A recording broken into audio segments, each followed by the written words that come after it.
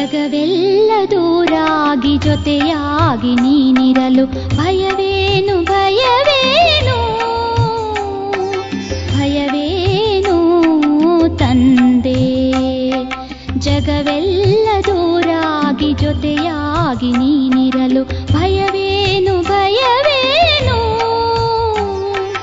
ಭಯವೇನು ತಂದೆ. ಜಗವೆಲ್ಲ ಜೊತೆಯಾಗಿ ನೀನೊಬ್ಬ ದೂರಾಗಿ, ಜಗವೆಲ್ಲ ಜೊತೆಯಾಗಿ ನೀನೊಬ್ಬ ದೂರಾಗಿ. ಸುಖವೆಲ್ಲಿ ಸುಖವೆಲ್ಲಿ ಸುಖವೆಲ್ಲಿ ತಂದೆ. ಜಗವೆಲ್ಲ ದೂರಾಗಿ ಜೊತೆಯಾಗಿ ನೀನಿರಲು ಭಯವೇನು ಭಯವೇನು.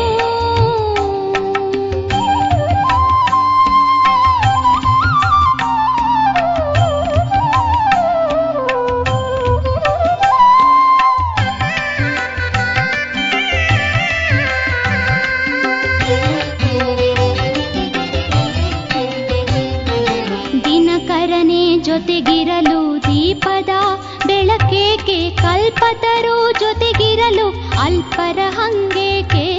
ದಿನಕರನೆ ಜೊತೆಗಿರಲು ದೀಪದ ಬೆಳಕೇಕೆ, ಕಲ್ಪತರು ಜೊತೆಗಿರಲು ಅಲ್ಪರ ಹಂಗೇಕೆ. ಪರಮಪಿತ ನೀನಿರಲು ಪರರ ಆಶ್ರಯವೇಕೆ. ಪರಮಪಿತ ನೀನಿರಲು ಪರರ ಆಶ್ರಯವೇಕೆ. ಶಿವಛತ್ರ ಛಾಯೆಯಲಿ ಮಾಯೆಯ ಭಯವೇಕೆ. ಶಿವಛತ್ರ ಛಾಯೆಯಲಿ ಮಾಯೆಯ ಭಯವೇಕೆ. ಜಗವೆಲ್ಲ ದೂರಾಗಿ ಜೊತೆಯಾಗಿ ನೀನಿರಲು ಭಯವೇನು ಭಯವೇನು.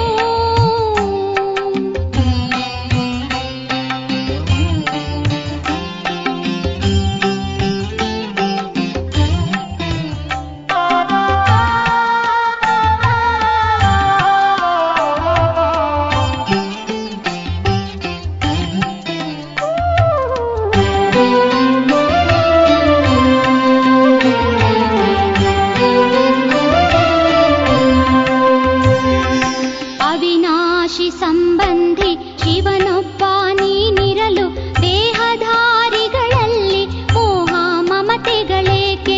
ಅವಿನಾಶಿ ಸಂಬಂಧಿ ಶಿವನೊಬ್ಬ ನೀನಿರಲು ದೇಹಧಾರಿಗಳಲ್ಲಿ ಮೋಹ ಮಮತೆಗಳೇಕೆ. ಪರಮಾತ್ಮ ಜೊತೆಗಿರಲು ಪರಮತದ ಭ್ರಮೆಯೇಕೆ. ಪರಮಾತ್ಮ ಜೊತೆಗಿರಲು ಪರಮತದ ಭ್ರಮೆಯೇಕೆ. ಶಿವಸಿಂಧು ನೀನಿರಲು ಬಂಧನದ ಭಯವೇಕೆ. ಶಿವಸಿಂಧು ನೀನಿರಲು ಬಂಧನದ ಭಯವೇಕೆ. ಜಗವೆಲ್ಲ ದೂರಾಗಿ ಜೊತೆಯಾಗಿ ನೀನಿರಲು ಭಯವೇನು ಭಯವೇನು ಭಯವೇನು ತಂದೆ. ಜಗವೆಲ್ಲ ದೂರಾಗಿ ಜೊತೆಯಾಗಿ ನೀನಿರಲು ಭಯವೇನು ಭಯವೇನು ಭಯವೇನು ತಂದೆ. ಭಯವೇನು ತಂದೆ. ಭಯವೇನು ತಂದೆ.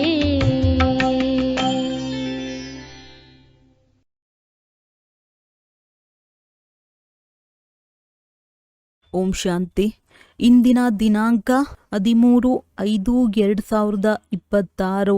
ಪ್ರಾರ್ಥ ಮುರುಳಿ ಬಾಪ್ತಾದ ಮಧುಬನ. ಮಧುರ ಮಕ್ಕಳೇ, ತಂದೆಯ ಮೂಲಕ ನಿಮಗೆ ಸೃಷ್ಟಿಯ ಆದಿ ಮಧ್ಯ ಅಂತ್ಯದ ಯಾವ ಜ್ಞಾನ ಸಿಕ್ಕಿದೆಯೋ ಇದನ್ನು ನೀವು ಬುದ್ಧಿಯಲ್ಲಿ ಇಟ್ಟುಕೊಳ್ಳುತ್ತೀರಿ. ಆದ್ದರಿಂದ ನೀವು ಸ್ವದರ್ಶನ ಚಕ್ರಧಾರಿಗಳಾಗಿದ್ದೀರಿ. ಪ್ರಶ್ನೆ: ಆತ್ಮವನ್ನು ಪಾವನ ಮಾಡಿಕೊಳ್ಳಲು ಆತ್ಮಿಕ ತಂದೆಯು ಯಾವ ಇಂಜೆಕ್ಷನ್ ಕೊಡುತ್ತಾರೆ? ಉತ್ತರ: ಮನ್ಮನಾಭವದ ಇಂಜೆಕ್ಷನ್ ಕೊಡುತ್ತಾರೆ. ಇದನ್ನು ಆತ್ಮಿಕ ತಂದೆಯ ವಿನಃ ಮತ್ಯಾರೂ ಕೊಡಲು ಸಾಧ್ಯವಿಲ್ಲ. ತಂದೆಯು ತಿಳಿಸುತ್ತಾರೆ, ಮಧುರ ಮಕ್ಕಳೇ, ನೀವು ನನ್ನನ್ನು ನೆನಪು ಮಾಡಿ ಸಾಕು. ಈ ನೆನಪಿನಿಂದಲೇ ಆತ್ಮವು ಪಾವನವಾಗುವುದು. ಇದರಲ್ಲಿ ಸಂಸ್ಕೃತ ಇತ್ಯಾದಿಗಳನ್ನು ಓದುವ ಅವಶ್ಯಕತೆಯೂ ಇಲ್ಲ. ತಂದೆಯಂತೂ ಹಿಂದಿ ಭಾಷೆಯಲ್ಲಿ ಸರಳ ಶಬ್ದಗಳಲ್ಲಿ ತಿಳಿಸುತ್ತಾರೆ. ಆತ್ಮಿಕ ತಂದೆಯೇ ನಮಗೆ ಪಾವನರಾಗುವ ಯುಕ್ತಿಯನ್ನು ತಿಳಿಸುತ್ತಿದ್ದಾರೆಂದು ಯಾವಾಗ ಆತ್ಮಕ್ಕೆ ನಿಶ್ಚಯ ಆಗಿಬಿಡುವುದೋ ಆಗ ವಿಕಾರಗಳನ್ನು ಬಿಡುತ್ತಾ ಹೋಗುತ್ತದೆ. ಓಂ ಶಾಂತಿ. ಓಂ ಶಾಂತಿಯ ಅರ್ಥವನ್ನು ಮಕ್ಕಳಿಗೆ ತಿಳಿಸಲಾಗಿದೆ. ಆತ್ಮವು ತನ್ನ ಪರಿಚಯ ಕೊಡುತ್ತದೆ. ನನ್ನ ಸ್ವರೂಪವು ಶಾಂತಿಯಾಗಿದೆ ಮತ್ತು ನಾನಿರುವ ಸ್ಥಾನವು ಶಾಂತಿಧಾಮವಾಗಿದೆ. ಯಾವುದಕ್ಕೆ ಪರಮಧಾಮ ನಿರ್ವಾಣಧಾಮವೆಂದು ಹೇಳಲಾಗುತ್ತದೆ. ತಂದೆಯೂ ಸಹ ಹೇಳುತ್ತಾರೆ, ದೇಹಾಭಿಮಾನವನ್ನು ಬಿಟ್ಟು ದೇಹಿ ಅಭಿಮಾನಿಯಾಗಿ ತಂದೆಯನ್ನು ನೆನಪು ಮಾಡಿ. ಅವರು ಪತಿತ ಪಾವನನಾಗಿದ್ದಾರೆ. ಇದನ್ನು ಯಾರೂ ತಿಳಿದುಕೊಂಡಿಲ್ಲ. ನಾವಾತ್ಮರಾಗಿದ್ದೇವೆ. ಇಲ್ಲಿಗೆ ಪಾತ್ರವನ್ನಭಿನಯಿಸಲು ಬಂದಿದ್ದೇವೆ. ಈಗ ನಾಟಕವು ಮುಕ್ತಾಯವಾಗುತ್ತದೆ. ಹಿಂತಿರುಗಿ ಹೋಗಬೇಕಾಗಿದೆ. ಆದ್ದರಿಂದ ತಿಳಿಸುತ್ತಾರೆ, ನನ್ನನ್ನು ನೆನಪು ಮಾಡಿರಿ, ಆಗ ನಿಮ್ಮ ವಿಕರ್ಮಗಳು ವಿನಾಶವಾಗುತ್ತವೆ. ಇದಕ್ಕೆ ಸಂಸ್ಕೃತದಲ್ಲಿ ಮನ್ಮನಾಭವ ಎಂದು ಹೇಳುತ್ತಾರೆ. ತಂದೆಯು ಸಂಸ್ಕೃತ ಭಾಷೆಯಲ್ಲಿ ತಿಳಿಸಲಿಲ್ಲ. ತಂದೆಯಂತೂ ಹಿಂದಿ ಭಾಷೆಯಲ್ಲಿಯೇ ತಿಳಿಸುತ್ತಾರೆ. ಹೇಗೆ ಸರ್ಕಾರವು ಒಂದೇ ಹಿಂದಿ ಭಾಷೆ ಇರಬೇಕೆಂದು ಹೇಳುತ್ತದೆ, ತಂದೆಯೂ ಸಹ ವಾಸ್ತವದಲ್ಲಿ ಹಿಂದಿ ಭಾಷೆಯಲ್ಲಿಯೇ ತಿಳಿಸಿದ್ದಾರೆ. ಆದರೆ ಈ ಸಮಯದಲ್ಲಿ ಅನೇಕ ಧರ್ಮ ಮಠಪಂಥಗಳಿರುವ ಕಾರಣ ಅನೇಕ ಪ್ರಕಾರದ ಭಾಷೆಗಳನ್ನು ಮಾಡಿಬಿಟ್ಟಿದ್ದಾರೆ. ಸತ್ಯಯುಗದಲ್ಲಿ ಇಲ್ಲಿರುವಷ್ಟು ಭಾಷೆಗಳು ಇರುವುದಿಲ್ಲ. ಗುಜರಾತಿನಲ್ಲಿರುವ ಭಾಷೆಯೇ ಬೇರೆ. ಯಾರು ಯಾವ ಪ್ರಾಂತ್ಯದಲ್ಲಿರುವರೋ ಅವರು ಅಲ್ಲಿನ ಭಾಷೆಯನ್ನು ಅರಿತಿರುತ್ತಾರೆ. ಅನೇಕ ಮನುಷ್ಯರು, ಅನೇಕ ಭಾಷೆಗಳಿವೆ. ಸತ್ಯಯುಗದಲ್ಲಿ ಒಂದೇ ಧರ್ಮ, ಒಂದೇ ಭಾಷೆ ಇತ್ತು. ಈಗ ನೀವು ಮಕ್ಕಳಿಗೆ ಸೃಷ್ಟಿಯ ಆದಿ ಮಧ್ಯ ಅಂತ್ಯದ ಜ್ಞಾನವು ಬುದ್ಧಿಯಲ್ಲಿದೆ. ಇದು ಯಾವುದೇ ಶಾಸ್ತ್ರದಲ್ಲಿಲ್ಲ. ಈ ಜ್ಞಾನವಿರುವಂತಹ ಶಾಸ್ತ್ರವು ಯಾವುದೂ ಇಲ್ಲ. ಕಲ್ಪದ ಆಯಸ್ಸನ್ನು ಬರೆದಿಲ್ಲ ಅಥವಾ ಇದು ಯಾರಿಗೂ ತಿಳಿದಿಲ್ಲ.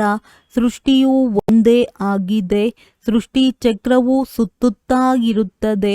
ಹೊಸದರಿಂದ ಹಳೆಯದು, ಹಳೆಯದರಿಂದ ಹೊಸದಾಗುತ್ತದೆ. ಇದಕ್ಕೆ ಸ್ವದರ್ಶನ ಚಕ್ರವೆಂದು ಹೇಳಲಾಗುತ್ತದೆ. ಯಾರಿಗೆ ಈ ಚಕ್ರದ ಜ್ಞಾನವಿದೆಯೋ ಅವರಿಗೆ ಸ್ವದರ್ಶನ ಚಕ್ರಧಾರಿಗಳೆಂದು ಕರೆಯಲಾಗುತ್ತದೆ. ಆತ್ಮಕ್ಕೆ ಜ್ಞಾನವಿರುತ್ತದೆ. ಇದನ್ನು ಮನುಷ್ಯರು ಕೃಷ್ಣನಿಗೆ, ವಿಷ್ಣುವಿಗೆ ಸ್ವದರ್ಶನ ಚಕ್ರವನ್ನು ತೋರಿಸುತ್ತಾರೆ. ಈಗ ತಂದೆಯು ತಿಳಿಸುತ್ತಾರೆ, ಅವರಿಗಂತೂ ಜ್ಞಾನವೇ ಇರಲಿಲ್ಲ. ಸೃಷ್ಟಿಯ ಆದಿ ಮಧ್ಯ ಅಂತ್ಯದ ಜ್ಞಾನವನ್ನು ತಂದೆಯೇ ಕೊಡುತ್ತಾರೆ. ಇದು ಸ್ವದರ್ಶನ ಚಕ್ರವಾಗಿದೆ. ಬಾಕಿ ತಲೆಯನ್ನು ಕತ್ತರಿಸಲು ಇಲ್ಲಿ ಯಾವುದೇ ಹಿಂಸೆಯ ಮಾತಿಲ್ಲ. ಇದೆಲ್ಲವನ್ನು ಸುಳ್ಳು ಬರೆದು ಬಿಟ್ಟಿದ್ದಾರೆ. ಈ ಜ್ಞಾನವನ್ನು ತಂದೆಯ ವಿನಃ ಯಾವುದೇ ಮನುಷ್ಯ ಮಾತ್ರರು ಕೊಡಲು ಸಾಧ್ಯವಿಲ್ಲ. ಮನುಷ್ಯರನ್ನೆಂದು ಭಗವಂತನೆಂದು ಹೇಳಲು ಸಾಧ್ಯವಿಲ್ಲ. ಬ್ರಹ್ಮ, ವಿಷ್ಣು, ಶಂಕರರಿಗೂ ಸಹ ದೇವತೆಗಳೆಂದು ಹೇಳಲಾಗುತ್ತದೆ. ತಂದೆಯ ಮಹಿಮೆಯು ದೇವತೆಗಳಿಗೂ ಇರುವುದಿಲ್ಲ. ತಂದೆಯಂತೂ ರಾಜಯೋಗವನ್ನು ಕಲಿಸುತ್ತಿದ್ದಾರೆ. ತಂದೆಯ ಮಹಿಮೆಯೇ ಮಕ್ಕಳ ಮಹಿಮೆಯೆಂದು ಹೇಳುವುದಿಲ್ಲ. ಮಕ್ಕಳಾದರೆ ಪುನರ್ಜನ್ಮವನ್ನು ತೆಗೆದುಕೊಳ್ಳುತ್ತೀರಿ. ತಂದೆಯು ಪುನರ್ಜನ್ಮದಲ್ಲಿ ಬರುವುದಿಲ್ಲ. ಮಕ್ಕಳು ತಂದೆಯನ್ನು ನೆನಪು ಮಾಡುತ್ತೀರಿ. ಶ್ರೇಷ್ಠಾತಿ ಶ್ರೇಷ್ಠನು ಭಗವಂತನಾಗಿದ್ದಾರೆ. ಅವರು ಸದಾ ಪಾವನನಾಗಿದ್ದಾರೆ. ಮಕ್ಕಳು ಪಾವನರಾಗಿ ಮತ್ತೆ ಪತಿತರಾಗುತ್ತೀರಿ.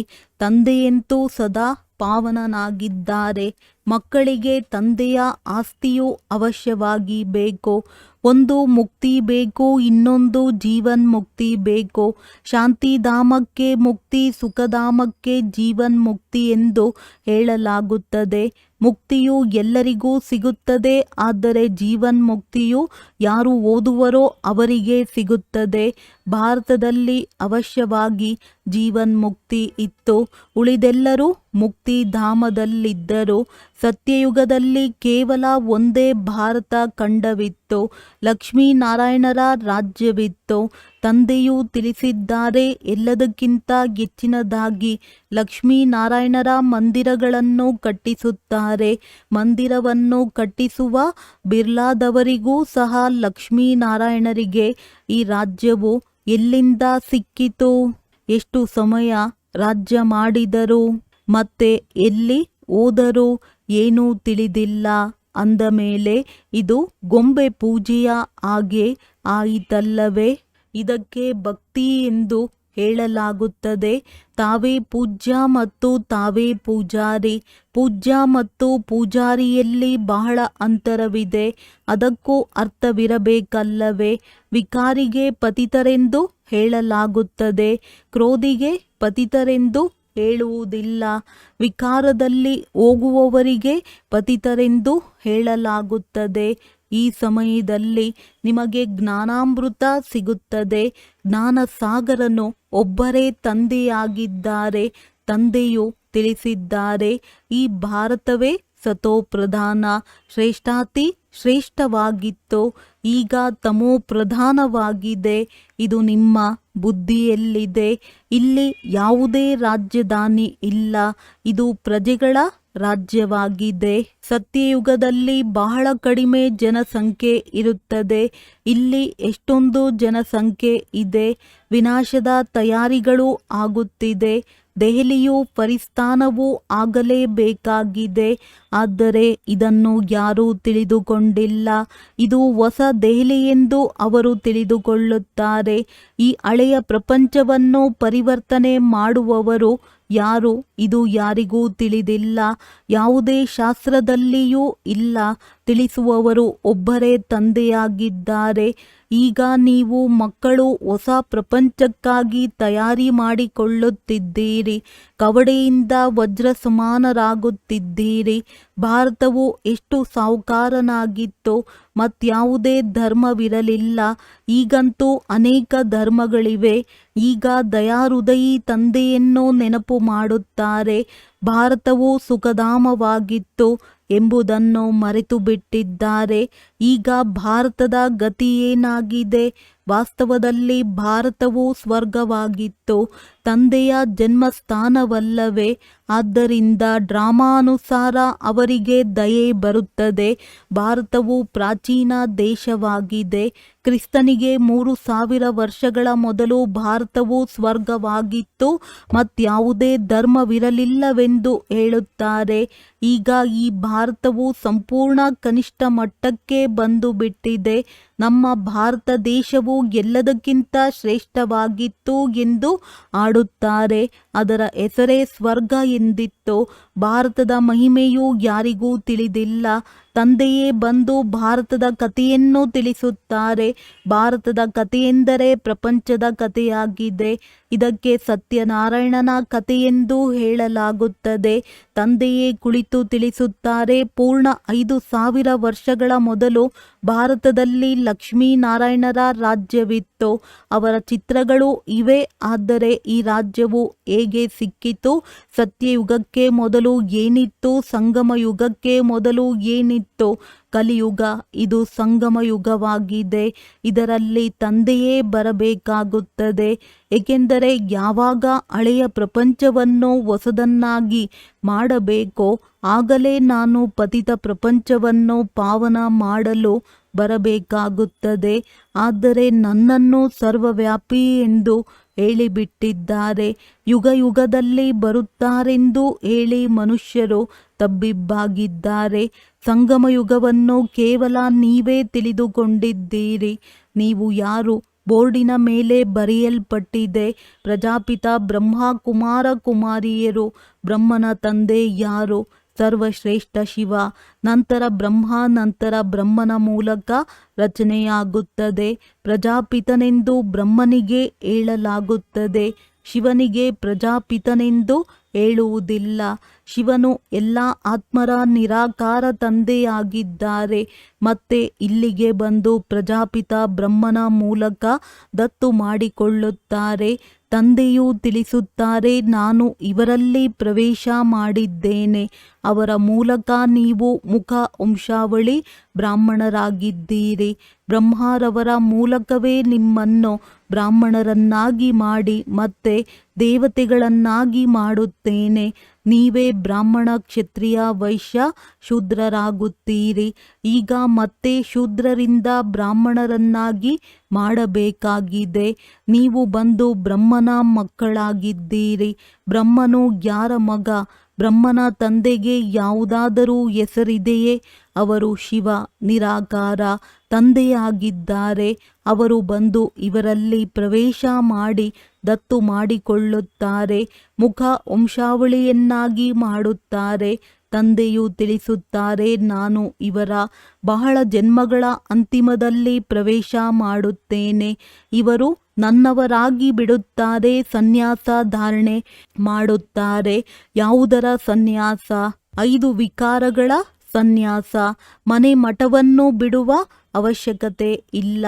ಗೃಹಸ್ಥ ವ್ಯವಹಾರದಲ್ಲಿರುತ್ತಾ ಪವಿತ್ರರಾಗಿರಬೇಕಾಗಿದೆ. ನನ್ನೊಬ್ಬನನ್ನೇ ನೆನಪು ಮಾಡಿರಿ, ಆಗ ನಿಮ್ಮ ವಿಕರ್ಮಗಳು ವಿನಾಶವಾಗುತ್ತದೆ. ಇದೇ ಯೋಗವಾಗಿದೆ. ಇದರಿಂದ ತುಕ್ಕು ಬಿಟ್ಟು ಹೋಗುತ್ತದೆ ಮತ್ತು ನೀವು ಸತೋಪ್ರಧಾನರಾಗಿ ಬಿಡುತ್ತೀರಿ. ಭಕ್ತಿಯಲ್ಲಿ ಬಲೆ ಎಷ್ಟಾದರೂ ಗಂಗಾ ಸ್ನಾನ ಮಾಡಲಿ, ಜಪ ತಪ ಇತ್ಯಾದಿಗಳನ್ನು ಮಾಡಲಿ, ಆದರೆ ಅವಶ್ಯವಾಗಿ ಕೆಳಗಿಳಿಯಲೇ ಬೇಕಾಗಿದೆ.